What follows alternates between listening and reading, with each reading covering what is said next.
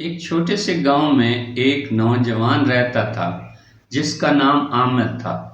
نہ اچھی تعلیم، نہ اچھے کپڑے، نہ پیسہ، لیکن اس کے پاس ایک چیز تھی: ناقابل شکست حوصلہ۔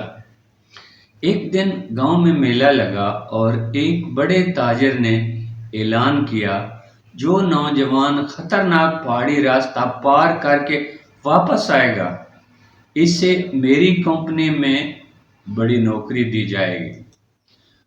راستہ آسان نہ تھا، جنگل، کانٹے، پتھر اور خطرناک جانور۔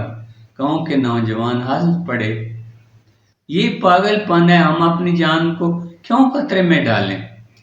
لیکن احمد کے پاس صرف پھٹے جوتے اور ایک بڑا خواب تھا۔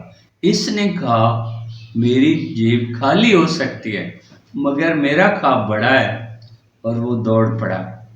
راستے میں وہ گرتا رہا، پاؤں زخمی، ہاتھ چھل گئے، لیکن وہ رکا نہیں۔ ہر درد کے ساتھ اس کا حوصلہ اور بڑھتا گیا۔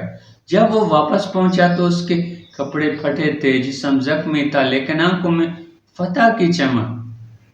تاجر نے اسے گلے لگا لیا، اتنی ہمت کبھی نہیں دیکھی، اور پھر اس نے کہا، تمہیں نوکری نہیں، تمہاری تعلیم بھی میری ذمہ داری ہے۔ وقت گزرا، احمد نے محنت کی، تعلیم حاصل کی، اور پھر وہ خود ایک کامیاب بزنس مین بن گیا۔ وہ واپس اپنے گاؤں آیا اور ایک سکول بنایا تاکہ کوئی بچہ غربت میں اپنے خواب نہ چھوڑ دے۔ اور آج بھی اس کے وہ پھٹے جوتے سکول میں رکھے ہوئے ہیں۔ یاد رکھیں، حالات کبھی بھی خوابوں سے بڑے نہیں ہوتے۔ اللہ نے اگر مشکلیں پیدا کی ہیں تو بڑے حوصلے بھی پیدا کیے ہیں۔ جو لوگ یہ راز جان لیتے ہیں وہ بڑے بڑے میدان مار لیتے ہیں۔